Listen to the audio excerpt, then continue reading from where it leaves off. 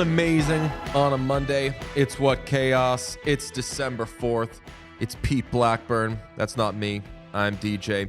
Pete, how was your weekend, my friend? Lovely. This is the first time in I think like years that I drank 3 straight days. Wow. I was very hungover on Saturday, but we had a full weekend. One of my buddies, James, came back from California, so I had to kind of celebrate with him. I feel much better. I sound much better. I tried to go back and listen to Thursday's episode. I was struggling. You saw me. Anybody who watched on YouTube saw me struggling. I sounded horrible, and I could not make it through Thursday's episode. So I apologize, but I'm back. So I don't want to throw you off your game here. I've been speaking to you all morning for the last 2 hours. Yeah. When you just started speaking now, I was struck by how bad you sound. Really? So once you said I drank 3 straight days, I was like, now you said you didn't sound like before. Maybe it's because you're projecting. You don't sound bad. You sound way better than you did the other day, but it kind of fits the... How do you feel? I feel fine. I feel good. Nice. I saw. Oh, you wanted me to say, do I feel pissed? Because it's Monday? No, okay. I'm being a human. No, we went to the Bruins game last night. Not a Bruins podcast, but we went to the Bruins game. Yeah. We both happened to go to the Bruins game in seats, which is not something I've gone. This was the second time I've gone to a home Bruins game in seats in probably the last 12 years. I've been to 6 bajillion games in the press box.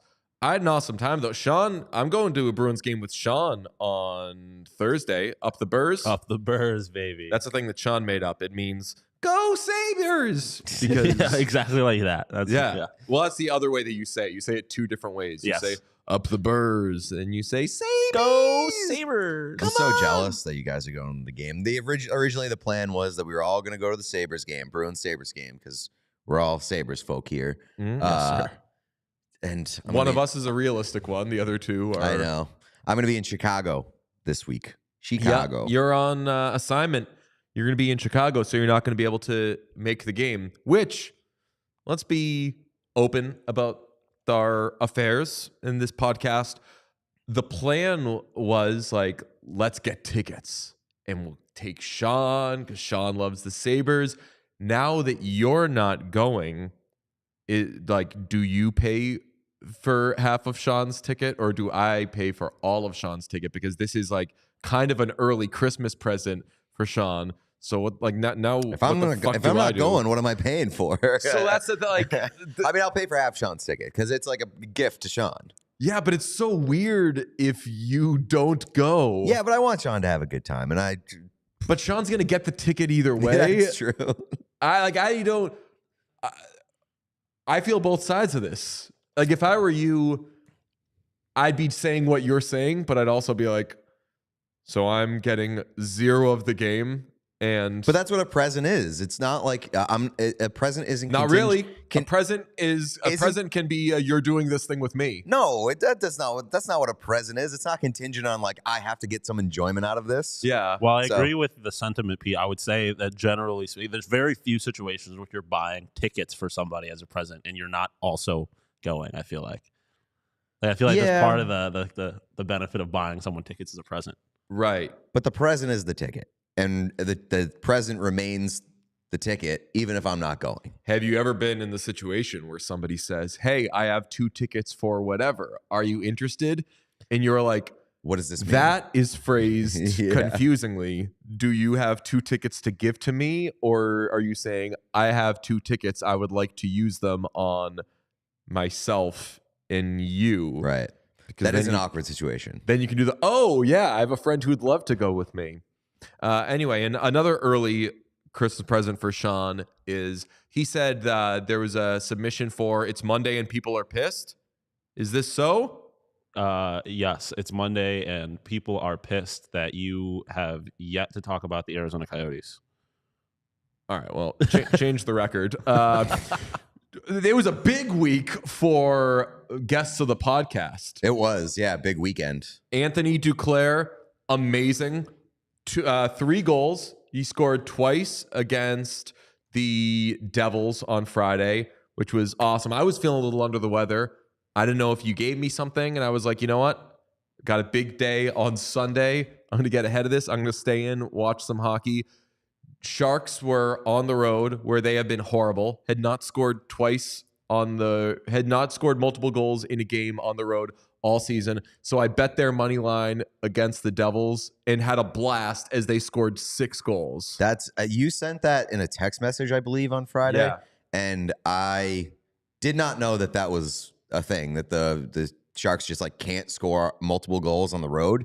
I thought that was like a fake text. I didn't know if they could score multiple goals at home. So against the Oilers, they can. That's true. But that was insane. Duclair was amazing. I was sending clips of the sexy red thing. Mm-hmm. He scored again last night against the Rangers. But the real hero of the weekend, Brad Marchand, had a very eventful weekend. He lost his grandmother Friday night. Shouts out, prayers, love to the Marchand family.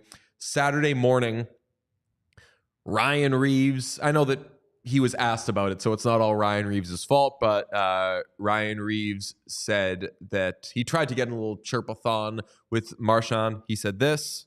There's always some chirping back and forth. He likes telling me he makes a lot more than I do. Doesn't really bother me, so a lot of players make a lot more than I do, so it's not really a good one. But Marchand counters with, yeah, I think I said that once a long time ago. Sounds like he's holding on to it. Classic Draper, Ginsburg, elevator. I don't think about you at all, which is good because Marchand clearly started this. I like Ryan. Yeah, shut up, man.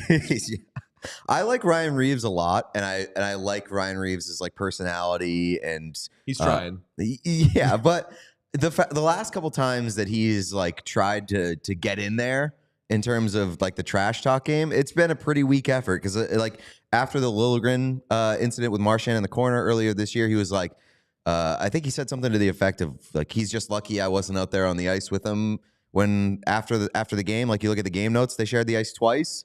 Then like this is a pretty weak attempt at stirring things up again. So last couple times Ryan Reeves has tried to either like take some swings or whatever. It hasn't landed. So it's been a tough season for Ryan Reeves in Toronto so far. So that was what kicked off Saturday, and we'll say the on ice, the hockey portion of Brad Marchand's emotional weekend. He scores the game-winning goal in overtime against the Leafs in what was a hilariously not galvanizing game for the Leafs. They come back and tie it in the final seconds of regulation, lose in the final seconds of overtime. There's an amazing clip of this Marchand goal where it's a fan video and you could hear a fan saying as the puck is bouncing to Marchand, like, no. Like, and clearly he's like, just not fucking Marchand. Marchand scores the game winner.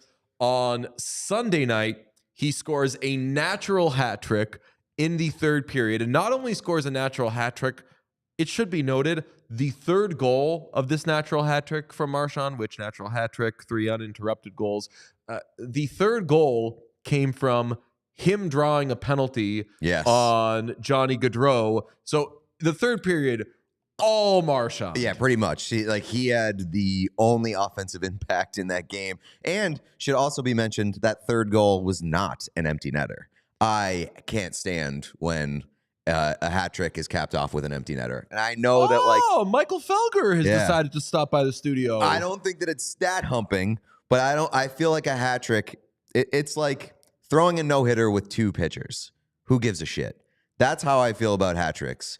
Because most of the time, it's the team forcing it to the guy to give him a hat trick. What is it about if you have a sports take where you're like, I feel that this thing is only this if it has these parameters, just has like a little whiff of like, what else are you old-fashioned about? Yeah. I don't know. I know it's very old man yells at cloud of me. Yeah. It's Am I going to be the first person to It's call an somebody unnatural- racist because they said that empty net hat tricks don't count? it's an unnatural hat trick. Yeah. Well, yeah. Right. If a natural hat trick is 3 goals in a row, if there's any funny business with the hat Yes, trick, yeah. it's not really a hat trick. Exactly. That's stat humping. Exactly. And the last thing we'll say about a guest of the podcast is Connor Bedard is smoking the rookie class right now when it comes to the points race. And not only is he smoking the rookie class, you see him there well ahead of Luke Hughes, Cooley, Leo Carlson, who we'll talk about mercifully in this episode in just a little bit. Not only is he head and shoulders above the rookie class, he's head and shoulders above his team in points. He leads the Blackhawks in points by 7, which it's very early in the season to have 7 more points than the next guy on your team, or 6 more than the next guy among rookies. But Connor Bedard, if we haven't said it 100 times, is that dude. I'm Real still deal. watching Blackhawks games, even when they're getting so, like, I was at Banners before the Bruins game yesterday, watching all the football, and in one TV, there's a million TVs at the sports bar. Imagine that. There's one small TV. They had the Wild and the Blackhawks on.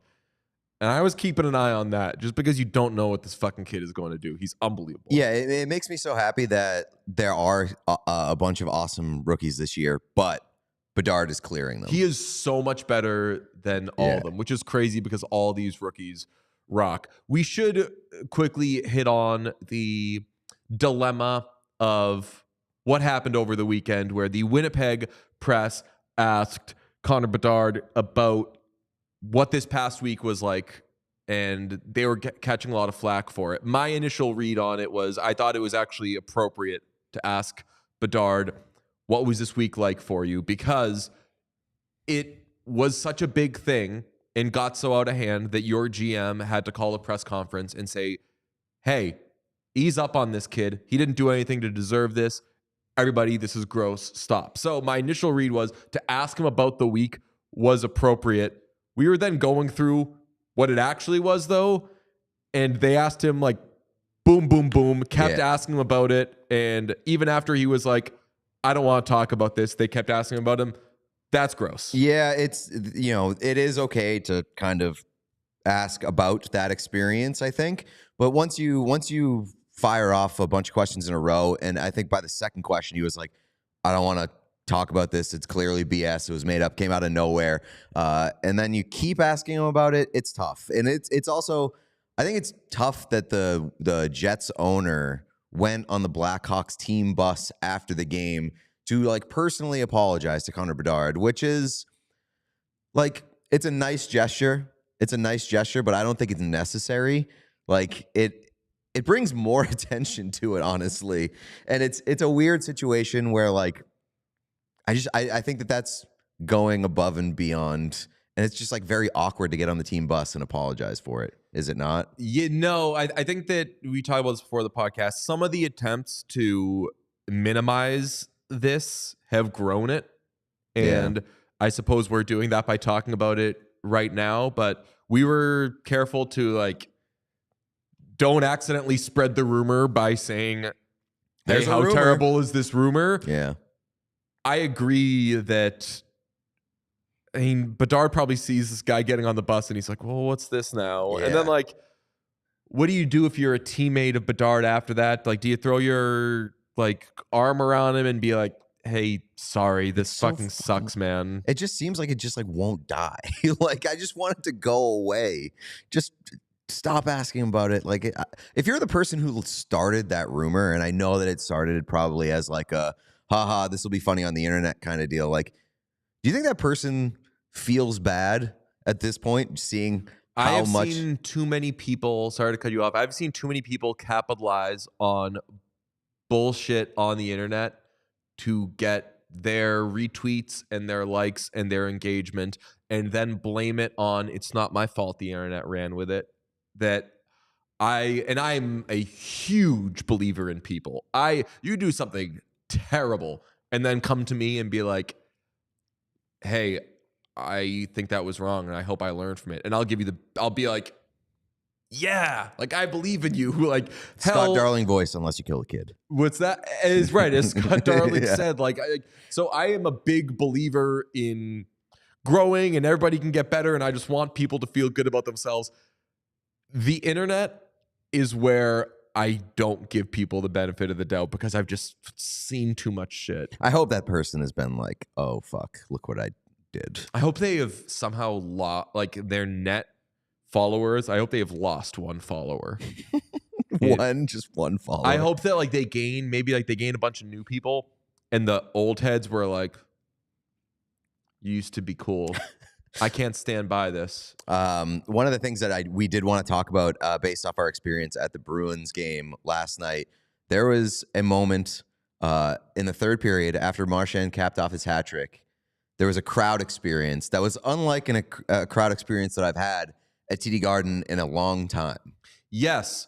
Marchand scores the third goal of his hat trick. They throw the hats on the ice. Zombie Nation. Oh. And then, as they're cleaning up the hats from the ice, TD Garden plays the 1967 smash from Frankie Valli, not in the Four Seasons. This is a solo one from Frankie. Can't Take My Eyes Off of You. The whole crowd sings along. They're dropping out the audio. The crowd keeps singing. And I don't go to many hockey games with tickets, but I was screaming at the top of my lungs. Everybody, I love you, babe.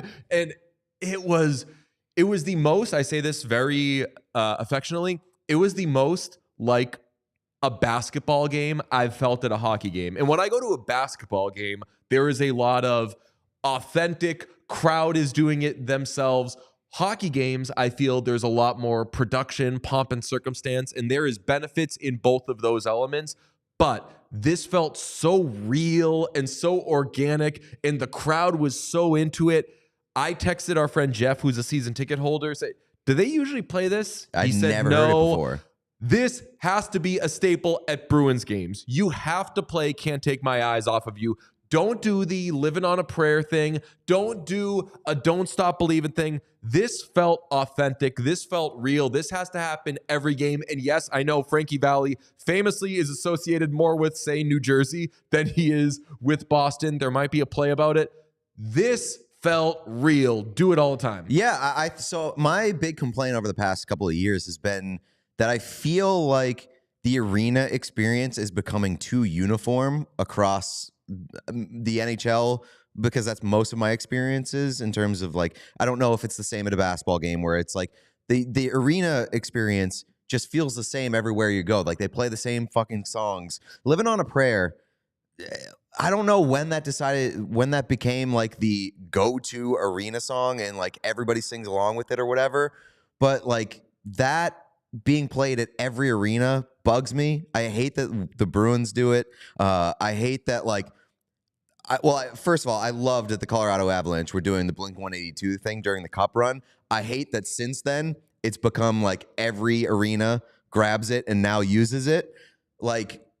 I want each arena and each town to have its own thing. And if it's very random and has no ties to the city, who cares? The Frankie Valli thing. He's not a Boston guy. Who gives a shit? If they do it first and it becomes a fun thing, hold on to that and make it part of your identity. Find your song. You could. I checked this before we went on, so don't stat correct me. There are more than 32 songs. Yeah. There are more than 32 songs. So you can all have your own song and you can all have your fun one. And you know what? If you want it to be Living on a Prayer, if you're in a certain market and I don't want to say a non-hockey market or whatever, but if you need to get casuals, then fine. Use Living on a Prayer to do it. Use Don't Stop Believing to do it. I want to say the 2006, my year is going to be wrong here, 2006 White Sox, I think, did Don't Stop Believing. And Steve Perry came and they did a whole thing with it. And it's all right, cool, I guess. Not the coolest, but cool if you can really get into it. The Creed thing that just happened with the Texas Rangers, amazing. We're now having a butt rock renaissance that I never thought would happen. Connor Bedard Connor McDavid. Again, one of you has to change your name. Bedard gets to keep it. Connor McDavid is championing Nickelback, and you're having all these fun things. So every place, get your own one. For the Bruins, we did the thing years ago, or in 2019, the Blues had Gloria. Yeah. And on our podcast Brunch, we messed with the Blues and we stole it. And then we made a new bad song called Gloria that we gave to the Blues. And it was this big bizarro thing. Everyone get your own song and make it something that, like, everybody knows Gloria, but it's not beaten to death. Right. Like and I think that's why I loved Can't Take My Eyes Off of You, because it's like a great song that you know, but you don't associate it with sports. Yeah. Like it's not an anthem at a typical anthem at a sporting event. So that's why it was super cool. And I'd never been part of that before. Also, don't choose Dancing on My Own, because every fucking team choosing Dancing on My Own as like their locker room song over the past 5 years, it drives me nuts. My brother, and they're doing some, now I'm going to be a real old, now you can do the thing to me. Just be like, what other takes do you have? It's a man singing Dancing on My Own. I'm not. The Bruins had the Robin version. Okay, and thank God. They famously lost in the first round of the playoffs. The Boston Red Sox, not a Red Sox podcast, there was a man, Calvin Scott. And I'm seeing a lot of people do this in sports where they play that version. Mm-hmm. And I'm like, are you aware that if there's a Robin version of something, it's better. Guess which one's better? Yeah, right. Robin is better. Robin rocks. And if it's in hockey, you're going to have a lot of Swedes on your team. Mm-hmm. Oh, yeah, that's true. While we're on the topic of hockey and music crossovers, our guy, Matty Healy, wore a Columbus Blue Jackets bathrobe during a 1975 show recently in Vancouver. So it wasn't even pandering to a Columbus crowd. That show was in Vancouver, British Columbia, and wearing a custom Matty Healy 23 on the back Columbus Blue Jackets robe. That robe retails for $50, by the way. Question. Is hockey problematic now? Because it associates itself with Matty Healy? Yes. Depends who you ask. If it's anybody like stupid and under the age of 25 on Twitter, probably. The Blue Jackets are officially canceled. The NHL officially canceled. I think that Matty Healy is a deeply terrible and woefully harmful person, and I would like that. Check out Woke Deej going for the clip. I would like that to be known. I think that Matty Healy, when he sings, when he fixes his poisonous mouth to sing, I think it's so terrible that you're tricking all these young people to be becoming fans of you. So then now you can plant your deeply, seriously terrible beliefs in their brain. We took Sean to a 1975 concert. Mm-hmm. I said to him halfway, Sean, sorry, bud, we're leaving. Matty Healy absolutely had that robe custom made in the midst of the Mike Babcock scandal before preseason, and he just got it. Probably. Do you think that was like and I was gonna say in all seriousness, but it's not really that serious. Like a move to be like, hey, Canadians, I like hockey. And he just chooses. And he just chose a random that he probably got as a gift when performing in Columbus. I think it's very funny if that's the case. And it's also like, it's very funny regardless that he would just own any Blue Jackets merch. It does seem like a very European thing to do, though, where it's like, I have something from this sport. I like this sport. And it's like, oh, but you are wearing like the worst of that sport. Not that you would know any better, but it's like, why Columbus? I have to think that he was doing that ironically. Yeah. I should note, by the way, speaking of merch, I came this close to buying a James Van Riemsdyk authentic jersey at the Bruins Pro Shop last night, and I didn't, and I felt so proud of myself. And after Marchand scored his hat trick, they announced, well, because Brad Marchand scored a hat trick, 30% off at the Pro Shop. Mm-hmm. And I turned to Megan, our friend Megan Kelly, not that Megan Kelly, from ESPN, and I was like, 30% off the Pro Shop. We're going back. I'm getting that. I think it's only headwear. And she said I think it's only hats. Mm-hmm. So we were like, well, what has to change for it to include JVR stuff? Once people start throwing, you got to start ripping those tarps off and throwing them on the ice. Throwing them on the ice, then you'll get discounts on jerseys. I was saying like, a puck goes off of James Van-Riem's like jersey or something, which is totally plausible. Oh yeah, it's not going off his stick. Probably not. It's going off his butt. 80% of his goals you scored off the body. Yeah. Would you get a custom bathrobe? Because we got custom jerseys from the Blackhawks. They're not technically custom jerseys if they're made like by somebody else for you. Like, is that a take? Does that work? Like, I feel like a custom jersey is something that you make yourself. Interesting. I disagree with it, but I allow it. I would argue this is more like a team issued type of thing. Like that's right. What's the difference between us and Connor Bedard? Exactly. Literally nothing. That's a great point. Wow. I mean, every jersey is customized, but you don't say like an NHL player had a customized jersey. Whoa, we should for sure start getting on players for being like, well, good for you, Brad Marchand, in your name custom on your jersey. You chose the number and everything. Nick Foligno, what a loser. He got a custom jersey. Oh, Doesn't he know that there are NHL players that are younger than him? That's such a bad look to wear your own name on your back when there are like 18-year-olds. Doesn't he know that there's already someone in the NHL with the last name Foligno? He could just get their jersey. Oh, Patrick Laine. Yeah. Oh, yeah. You totally don't need the Blue Jackets as you're wearing a custom Blue Jackets 29 jersey. Okay. Yeah, you don't need them. We for sure need to get on. We'll do an ad read quick, and then we'll talk about somebody who's dancing in their custom jersey. Look at Griddy. Just look at him with all of his patriotic garb. Amazing. Ovechkin, Austin Matthews. We have so many fun pieces on our set that we got from Foco. When I was in the Bruins Pro Shop yesterday, Did you go to the Bruins Pro Shop? I didn't. I poked around. Almost I bet got a you JVR did. jersey.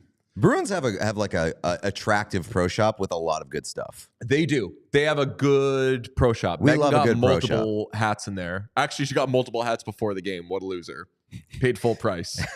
Humiliating. Tough. I did see, though, had quite a bit of Foco stuff in there. Did they? Yeah. Nice. I snapped some pictures, almost tweeted, "We out here," but didn't. I figure I'll save it for when I talk about it on the pod. And I mean, if you go on Foco's website, I don't know if you could spend just 1 minute on there, just 2 minutes, just 20 minutes. You're going to poke around a while. I mean, from experience, I've been on the website. I spent a long time, but that was also because we had like the, hey, get whatever you want kind of. We got the green light. Out. It was like pick some stuff out. And when you get like the pick some stuff out, you go through every item on the website, because you want to make sure that, like, if you got free reign, you're getting the best stuff. With a fine-tooth comb. Yes. And it will take a while for you to go through all the best stuff because all of it's awesome. All of the apparel, accessories, toys, collectibles, novelty items, everything you could want. It's got the best officially licensed gear for all sports and fandoms. You need to decorate a set. You want to get something. I mean, it's Christmas time, so you want to make your own bizarro nativity scene. Who's to say? Freedom of religion, USA. Get whatever you want. Have them do whatever you want. Get some tape. Who knows?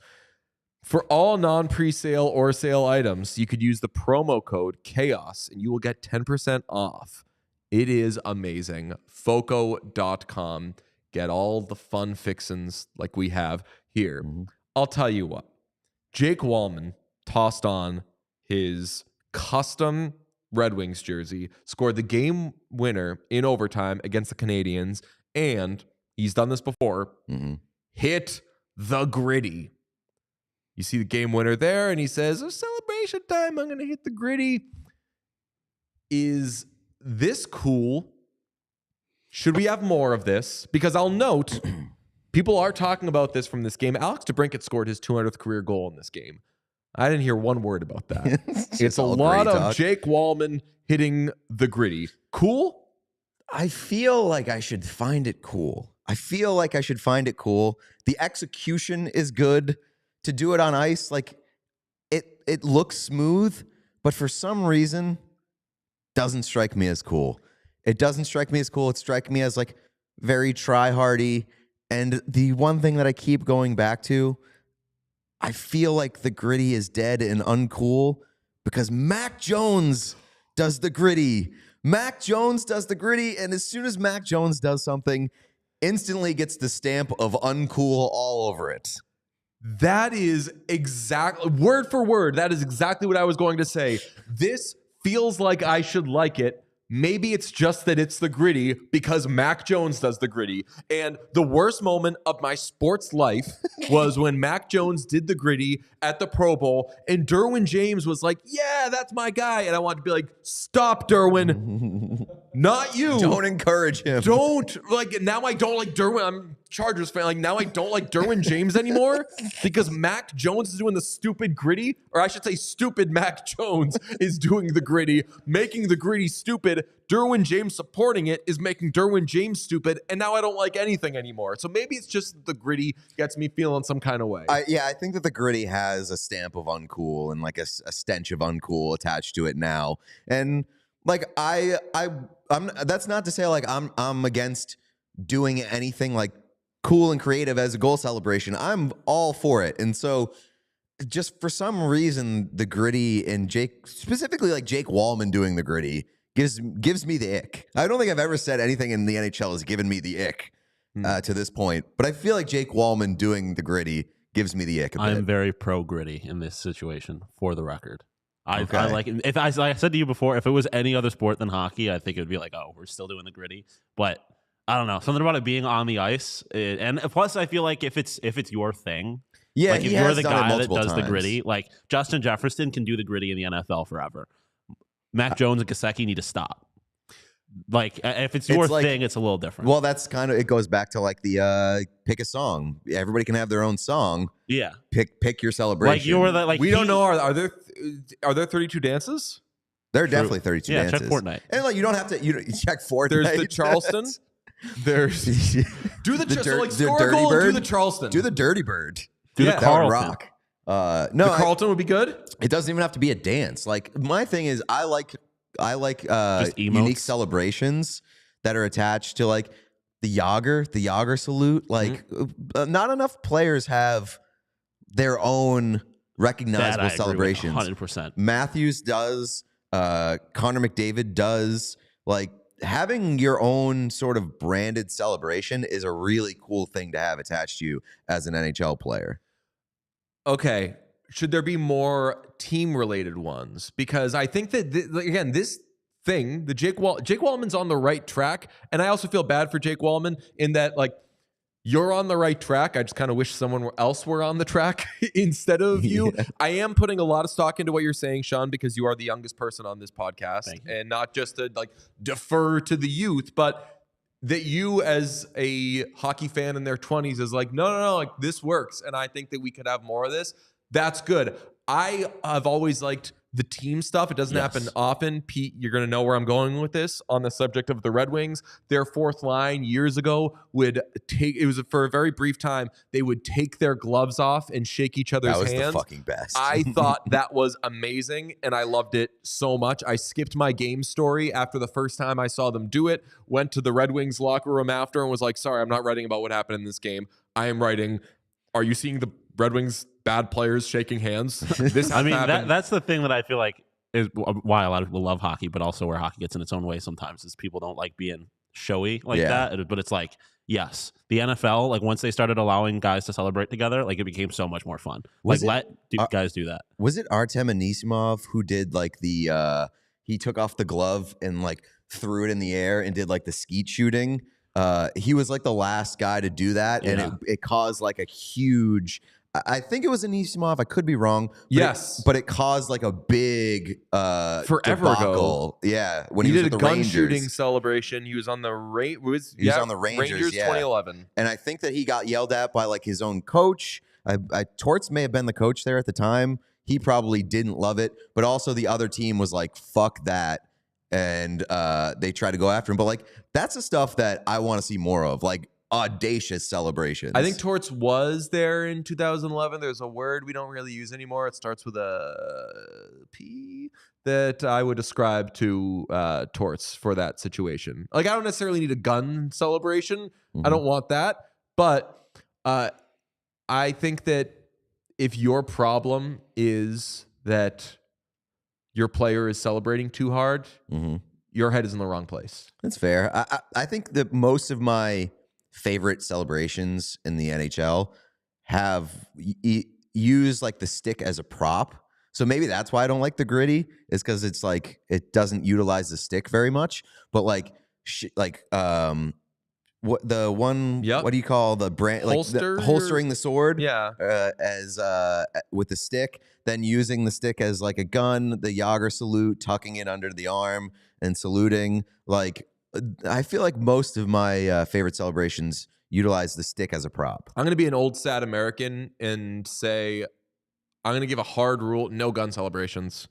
I don't know. I think that the gun celebration it makes me feel bad. Like I feel. It's probably not the most tasteful, but like some of them are cool. At like this point, I feel like it's one of those things where I see it and I am immediately like, "Oh, people are gonna have a problem with this." Yeah, and I get annoyed by it before it even becomes a problem. Also, Pete and I talk about this a lot, where like you're already mad at discourse before the discourse even happened. Yeah. Like the celebration isn't done, and you're already mad at Sarah Civ. Like, because like don't respond to like the people are going to be assholes to her for something about it, and they're going to fight about it. Sarah I feel Civ like on the show tomorrow, the celebration is all about like time and place. Like when it's like overtime, like OT winners, you get to do whatever you want. Like you just won the game. That's what like why is the other team caring about that? You should be in the locker room. You just fucking lost. Get out of here. Pat Kane heartbreaker will forever be. So that's a great one that's attached to Patty. Patty Kane has a couple of them where he did like his are always on one knee, his celebrations, but then like the dialing the phone and then punching through it. That's such a good one too. Yeah. Well, who did? God, I'm gonna be so old. Who did this in football? Remember that? Ooh, I don't. It might have been Junior Seau. I think they would like make a box and then like explode through it. And Randy Moss did the whatever that is. Well, I think it was Jamar Chase recently when they did the bank robbery where they kicked through the door, they pulled the masks on, and then started shoveling out the money into the duffel bags and ran away. Like I just love coordinated.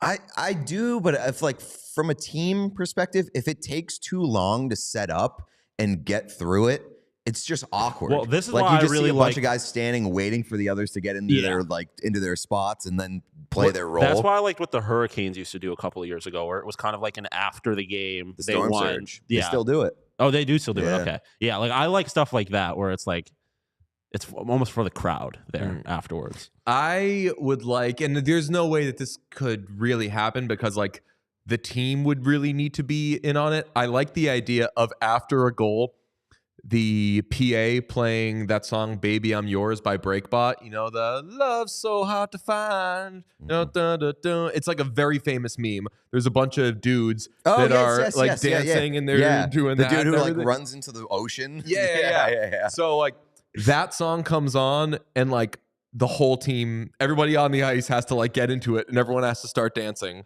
That'd be amazing. I want to see more of that. I want to see more of like bench celebrations. Like on the flybys, they're having some bench celebrations on the flybys would be very, very good. I want to see more people get disrespectful, go like Terrell Owens, run to the center of the ice in an away rink and just like the plant hockey the discourse flag. around that would be so bad. Think about how annoying it is when anybody steps on a logo. So I was going to say, I got the best one. You skate off the ice and they're like, where's he going? Where's he going? Oh shit! He's going to the locker room. And he goes in the locker room and he's stepping on the B. It's very WWE. The camera like follows him into the locker room. I don't get him. Like he misses his next 2 shifts. Yeah, right.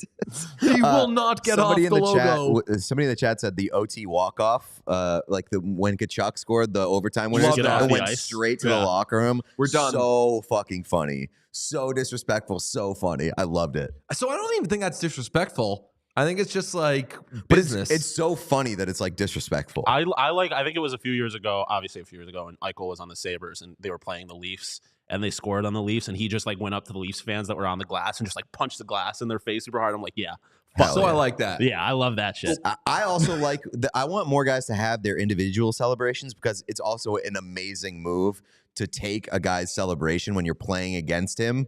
Like doing the Matthews. Well, that's why everyone grittied against would gritty against the Vikings, or like throwing up the peace sign to Tyreek Hill. I think that is the best. Like it forces you to be good. Doing it in another guy's own celebration in his face is the best. Yeah. Oh yeah, I want to see someone pull out the DK Metcalf standing on business sign language. That shit would go hard. Is standing on business dead, by the way? No, it's definitely. I mean, if it's dead, it hasn't gotten to hockey yet. So. Well, it's going through a La La Land thing. I feel where everybody said standing on business, and now there's a group of people who are like, "Hey, just so you know, saying standing on business is stupid. How about me?"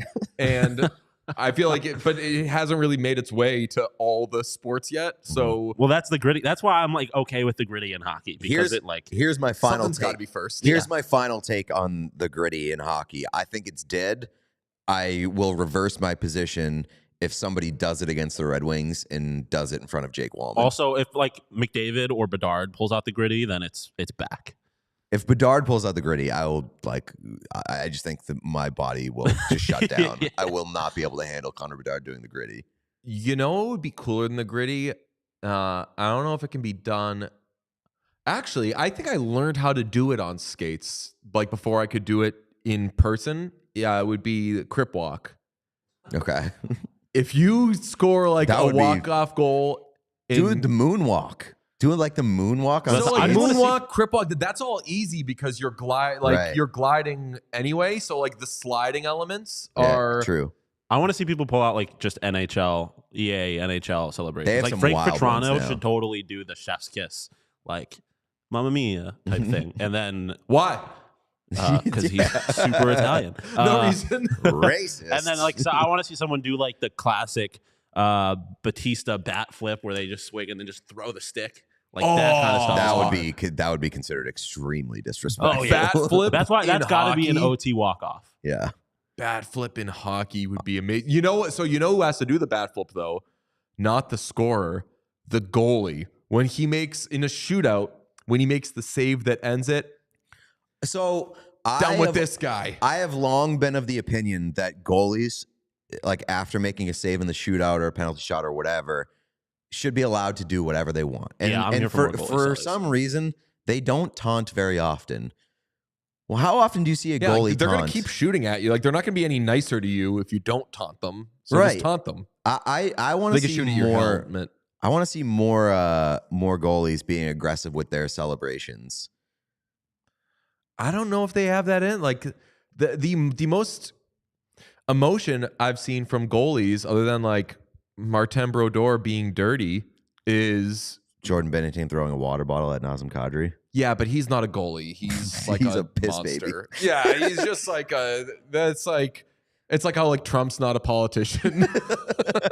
he's not a goalie. Yeah. It's tough for goalies though, because like if you're a skater and you score one goal, or even if you don't do anything, it's like okay, whatever. But if you're a goalie and you make a save and you celebrate, that it's like you're gonna get scored on, and then it's like oh well, now you're kind of just no, that's why you do it. Like if you win in a shootout, it's gotta be shootouts would be so much more interesting, and everybody would be.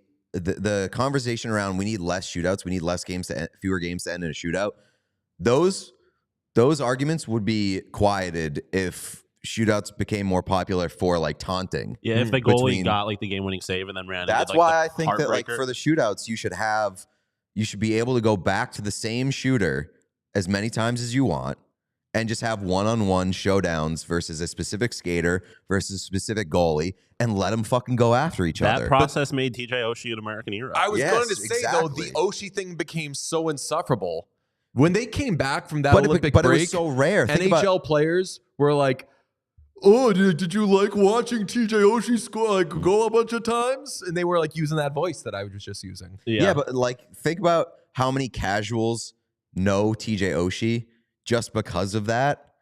And I think that if those showdowns were more of a thing, TJ Oshie wouldn't have had as much staying power in terms of the name brand, because there would be new rivalries that would show up as a result of that. I feel like it hits more being rare. If you were to do that all the time, because then it's like every time the Oilers go to a shootout, it's like, okay, now we get to watch Connor McDavid do this for 3 straight hours, and it's like, whatever. But I feel like in the Olympics, where it's like there's more than just the team, You're doing it for your Are country. you going to complain about watching McDavid get to go back to the No, well but I just think it over would and lose a over little again bit for a shootout? of its like.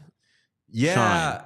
I kind of agree. So when you were first starting that, I was going to be like, I'll watch Connor McDavid all day. But the best moments, I know these are just extra moments, but the best moments of Connor McDavid for me are him accelerating and an entire team being like, what happened? We did everything right. Why'd that guy? So like the one-on-one thing for McDavid actually interests me so much less than him cutting through three guys. Yeah, And but also- what if you could watch? I typically hate the Evgeny Kuznetsov like take 45 seconds to score on the penalty shot or the shootout, but it would be very funny if they just kept going back to him every time in the shootout. And like a goalie just had to a goalie would lose his mind and would flip out if he had to do that 4 times in a row. Oh, you would start getting like Hashicks who would just run at people. Right. And Like, I just want create that. chaos. I Yeah, want that. That would be amazing. Feel like it would lose, because it's one thing when it happens in the Olympics, but it's another thing where it's like, shout out the Coyotes. If it's Connor McDavid and Connor Ingram, like no one, that's not a rivalry. No one's going to care about him. They're going to care if shit happens. Well, true. I guess if Connor Ingram shuts down Any Connor rivalry great could be for a the- rivalry if it's interesting enough. Yeah, And it fair. would be great for the segment I want to start doing called Connorable Mention when we talk about players named Connor. We're going to do that at some point. I love that. There's so many Connors in the league, and so many of them are good. And one of them was, what was he talking about? This was a Coyote thing? Yeah, I blacked They're out. pretty good. I don't You know. brought up shootouts. Yeah. Leo Carlson, I know. our guy against the Avalanche, who low-key suck. No, don't. What are they lost 3 games in a row? Including 2. 3 games in a row. They and lost one the to the Arizona Coyotes. Coyotes. Thing that he's talking about. Yeah. Hearing about the Coyotes beating 3 former Stanley Cup winners in a row. Four? The last 4 The teams to win last a 4 Stanley Stanley Cup. Cup winners. Just saying. Well, 5, Congratulations. really, Stop if you living wanna. in the past. You want us to recognize. Well, I'm living in the You current want us because they to just recognize beat the those Coyotes teams. as currently a good team by evaluating how good teams that they beat were in the past. I mean, I'm just evaluating make any them sense based to on the me. fact that they have won games. They are currently first place in the wild card race. That is the most DJ take I've ever heard out of you because it's bulletproof in that like you can change it as many times as you're like, I have decided no matter what, I am going to shit on the Coyotes. So if you talk about them playing well now, I'm just going to say, oh, well, yeah, that's because they beat a team that did this. Fuck it. Why don't you talk about them?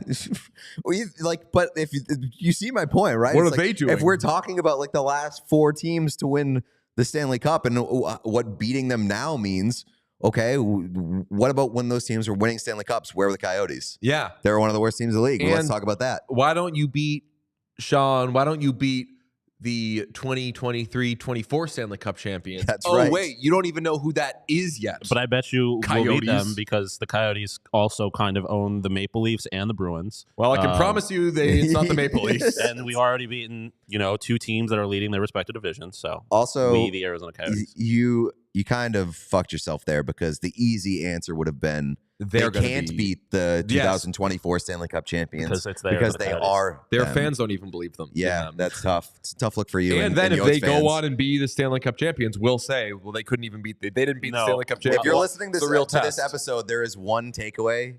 It's that Sean doesn't believe in the Coyotes I this have been season. saying for like 2 years now that it is a 2025 Coyote Sabres Stanley Cup. So that's what I'm working towards. Wow, amazing. Did we say yet? Yeah, we did talk about because we shared the finances of this podcast. Sean's going to his first Bruins game in a couple of days. First Thursday. Bruins yeah, that's game right. in Boston, to be clear. My Yes. first ever hockey game was also a Sabres Bruins game. Okay. Wow, and that was overseas. That was a season opening thing in Czech Republic. You said No, not quite. it was just in Buffalo. Yeah, How was that? it was awesome. Sabres games are good in person. They were. Yeah, I guess you could say How were that. the Sabre? What year was this? Not good, to answer your question. Ryan Miller was still playing, so they were okay. Uh I don't remember exactly the year. Nathan Gerber was on the team. hell yeah. Those Yeah. are some fun teams. Yeah, it was. They just weren't good, but they were fun teams. Yes, Stafford got a hat trick. Whoa. Yeah, it was pretty awesome. Former Bruin Drew Stafford, right? Yes, yeah. Oh boy, those were some dark days. Yeah, they When got they're him for big, like 3 days. Their big trade deadline acquisition was Drew Stafford. Yeah. Here's a question for you. This is a very random question. Who do you think is more likely to finish this season with an NHL club? Jack Campbell or DJ Smith? Oh, excellent way of working in two things we want to hit by the end of the show. Jack Campbell. I think so too, because the Oilers have limited goalie options. The Ottawa Senators should not have limited coaching options. They could hire anybody they want as a coach, and as long as it's not DJ Smith, they might be correct. Yeah, so Senators dropped 3 in a row. It really looked like the end was near. Fortunately for them, they had one coming up on Saturday against the Kraken. I had a funny feeling they were going to win that game. They shut out the Kraken. You hate the Kraken, other than their I don't jerseys. hate the Kraken. I'm just like, they're not good. we thought they might not be that good, and then when they end up not being that good, you know, when you kind of think something, and you're like, once this happens, I'm going to say that I was saying that because I kind of thought it, even though I didn't tell anybody. That's the Kraken with me. I knew it. I said you go back and find it, but like you wouldn't care to go back and find it anyway. It's kind of with the Sabres. I don't think I was that loudly saying like the Sabres aren't going to make the playoffs, but you were just pushing a back against the hype. I was like, oh, well, like pump the brakes a little bit. Pump the brakes a little. I don't think there was that much Kraken hype this year. Yeah, and I don't. As far as DJ Smith goes, like I obviously don't love rooting for guys to like lose their jobs, but also with the DJ Smith thing, like we were talking about halfway through last year whether DJ Smith should be the coach of the Ottawa Senators still, and their problems aren't going away. They are last in the Atlantic Division as of this recording. Mm-hmm. With the caveat though, they've only played 19 games. The leading team, no team other than the Senators has played fewer than 20 games right now. I believe there's a team that's played 26. Like, what are the Senators doing? What are they? How many? Why do they have so many off days? I know. I know that they traveled, but like a lot of teams travel, and a lot of teams went to Europe, and they've still played over 20 games. The Blue Jackets have played 26 games The Blue Jackets have played 26 games. Second to last in the division. The Oilers currently have like a month off. They haven't played in 10 years. So the Senators are in last place, technically. But even with games in hand, like they have been a massive disappointment to this year, to start the season. And they are still a mess. And I just don't understand how much more leash DJ Smith has. I don't like to see anybody get fired, but I do like to see Michael Andlauer press conferences. True. So I hate to say it. I'm not rooting one way or the other on do they fire DJ Smith. I think that DJ Smith losing his job is going to happen. So do you he's think going to get paid for the rest of the year anyway? Right. Whenever the next opportunity arises, if this team wants to have some sort of spark before the end of the year, I'm mainly in it right now for the Andlauer press conference. Do you think it happens? Like it doesn't necessarily.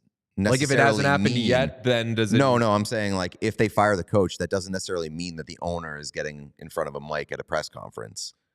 If that motherfucker doesn't get in front of a mic at a press conference, then what's the closest to like a Jerry Jones that exists in the NHL with like a very controlling or like very public owner? I mean, we know the answer. I feel like Dolan? Yeah. But like Dolan doesn't speak on behalf of the New York Rangers. He just doesn't let anybody speak. Right. That's different. I feel like he is the most well-known owner in hockey. He is, but not for owning the Rangers. You know, like I think he's the most famous owner in the NHL. But he's not famous for owning the Rangers. They're like the second most famous team they're like the third most famous thing that he owns. Maybe 20 years ago, the answer might have been Jeremy Jacobs. Yeah, but not anymore. Phased out. But like, who is the most public facing like personality in terms of an NHL owner? And like oh, here he goes again kind of thing. That's a good question. I mean, can't think of Andlauer might be that in the making. He hasn't been around very long. So let's do some scientific. I'm gonna Google. I feel like it's got to be the loudest. I forget NHL his name, owner. but the guy who owns the Vegas Golden Knights, Like he probably has, maybe it's just like recency bias because they won the cup and because they were like in a new team. Like And it's he's Vegas. been in front of a lot of cameras. I know his face. Whereas I think for a lot of NHL owners, I don't necessarily know if I would recognize them by face. Oh, you know what? Why can't I think of his name? This is so bad. I feel like the Pagulas tend to be out in the public a little bit because they own a football team. Their daughter's a really good tennis player. Obviously, Kim Pagula had like health issues for a while. So Yeah. they've been like in front of things, but they're not a very like outspoken about the team kind of Right. Like ownership. I don't feel like that exists in hockey all that much. Their name is very recognizable. Yes. I don't necessarily think that their like faces are. Who was the Islanders owner in like the 90s or maybe like the 90s, early 2000s? I think. Well, I mean, Charles Wang. Remember?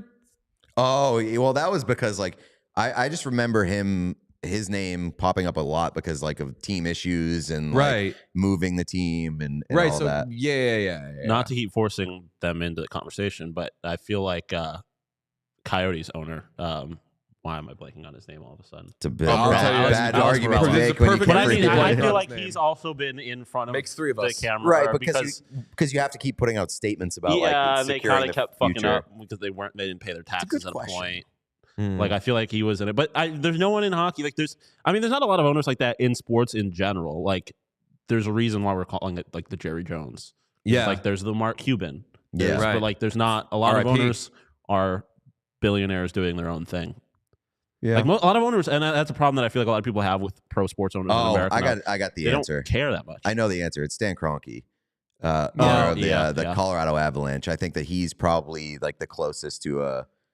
But he's another one that's known for. But his portfolio is so diversified that like the Avalanche probably don't mean a whole lot to him. It's like Dolan and Pagula, where it's like they're known, but are they really John Henry for that? Yeah. Like, fair. John Henry, have we talked about that? I think you've talked about it, that the Pittsburgh broadcast uses the exact, like all the same graphics and packages and even people at times as Nesson does. And it's like, John Henry, my guy, you got to at least act a little bit like you're not. You could spend $100,000 and look a lot less cheap.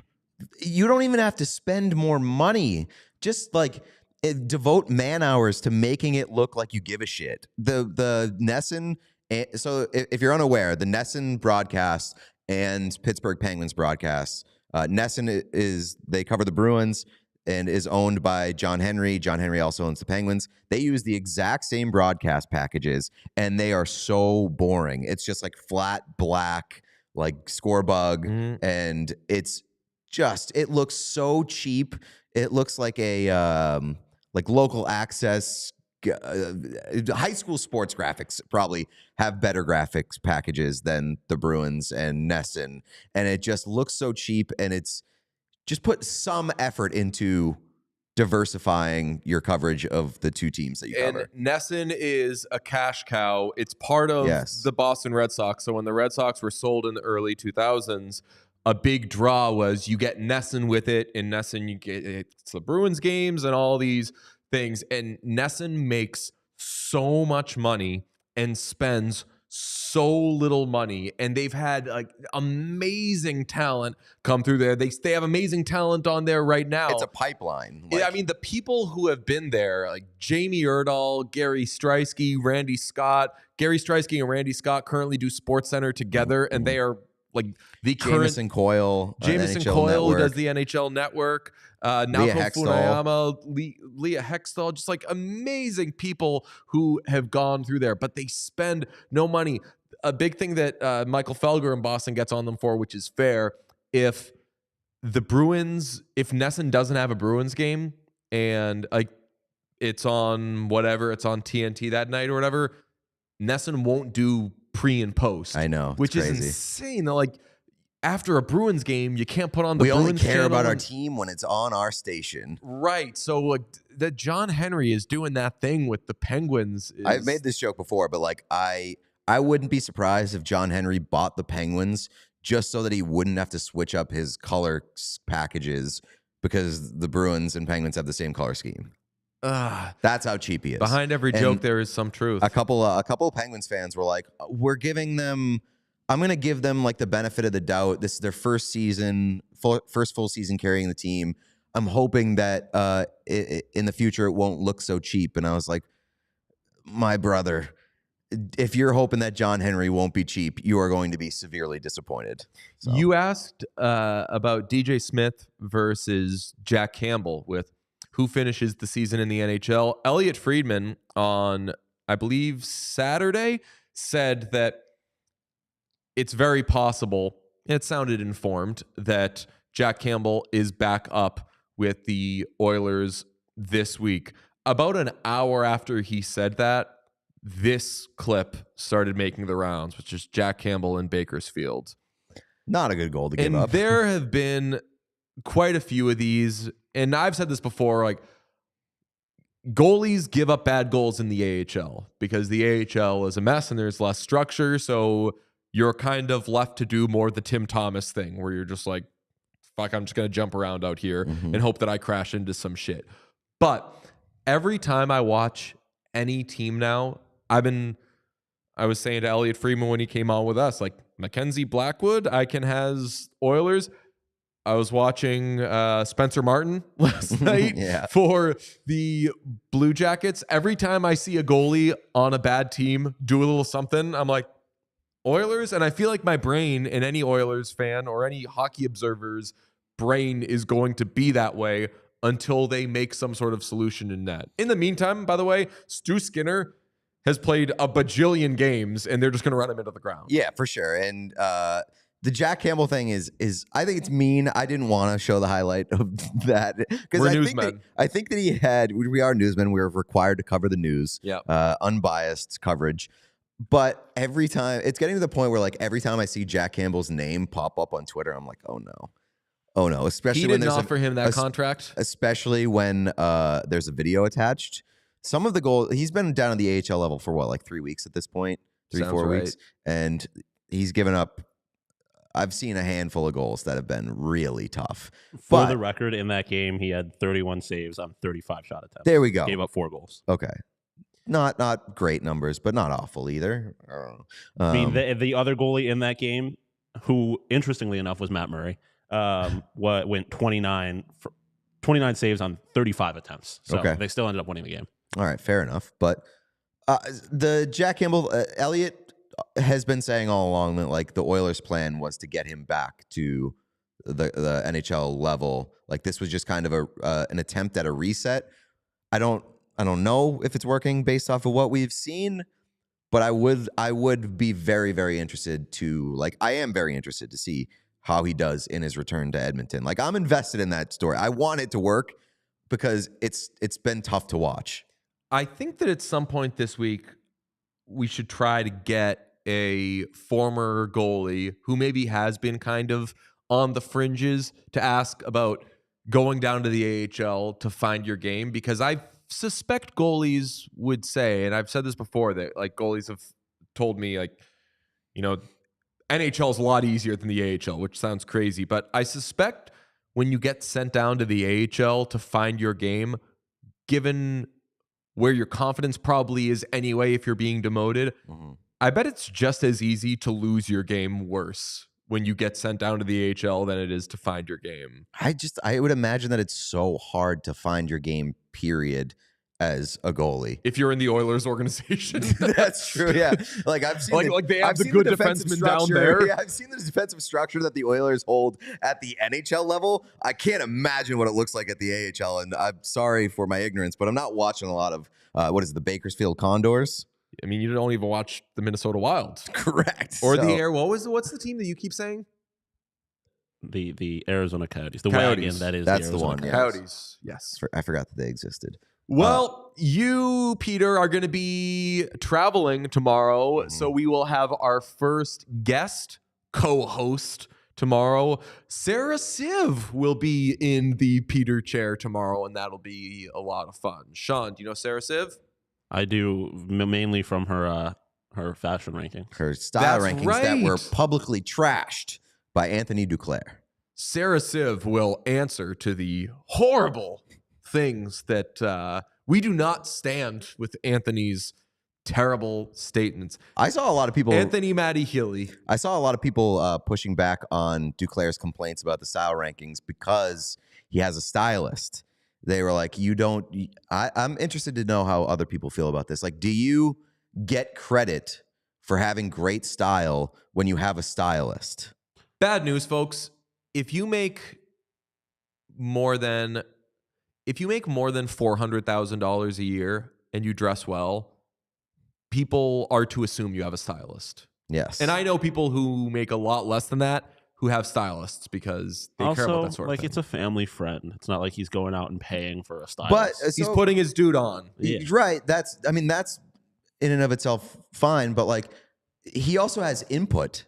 Yeah, and also you gotta look good in it. Like he goes and picks out materials. I still think that like the attention being paid to how you look and employing the right person, the right stylist, and the boldness. Like obviously, hockey has not always been a sport where people are like showing off their personalities like that. Like the boldness to. I mean, they're hardly doing the griddy, Sean. Yeah, exactly. We can't get to a point where we are dumping on a guy for employing somebody. He's creating job opportunities. Wow. He is saving America saving the economy. And Canada. Yeah. Also, I bet you everyone else that are on Sarah Civ's list 100% are using stylists. That's what I'm saying. Right. Like if you're rich and you dress well, you probably have in Columbus being like, this is what I want. Yeah. So we can't get to the point where we're dumping on guys for exactly having stylists. that. If you're rich and you dress well, it is to be assumed that. I mean, like if this podcast blows up, you better believe like, that we're having stylists. Whoa, they're no longer wearing bootlegs that they clearly made themselves, and the thing was printed on the wrong that for sure. side. Yeah, maybe, but I'll tell you what, won't be screen printed. Right, it's going to be embroidered, hand stitched. Yeah, it'll have like Gucci patterns instead of just a plain sweatshirt. I've been trying to think, what is people who listen to the show. Let us know, what is something that I can turn into galvanized? Like the word galvanized. I started to do it with Google because that starts with a G. I mean, it's not necessarily the most creative thing, but you can always do the Supreme. Just put it in the real red box. That's true. Or just put it in quotes and make it off-white. Just galvanized. Galvanized. Just do the Gucci G and then just have it be galvanized. There you go. I think that might be it. Yeah. We have some new fun bootleg stuff that's coming, by the way. It's not available to buy, but like for Pete to wear and for me, I made myself a water bottle that's going to be amazing because sometimes I have water on the set. There you go. So the bottle is amazing. I'll just say it's Rihanna. It's Rihanna in the Senators jersey. It's just like on the water bottle? Yes. I love that. Terrific. Okay, we'll be back tomorrow. Sarah Civ tomorrow. Pete the rest of the week. Enjoy your Monday, everybody. Bye-bye. We all silly like the mayor.